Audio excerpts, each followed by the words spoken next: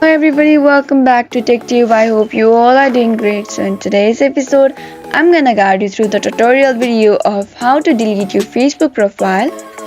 So in order to delete your Facebook profile, first of all go ahead and tap on the Facebook application, and once you are inside the Facebook, you will be appear with somewhat like this on your screen interface.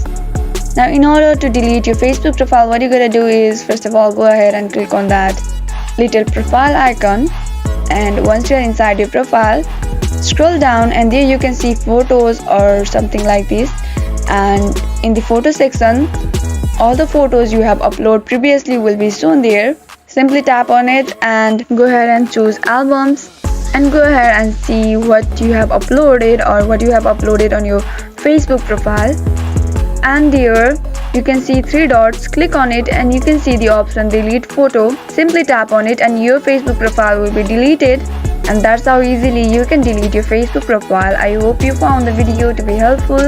If yes, please do not forget to subscribe to our channel and also press the notification bell for more updates.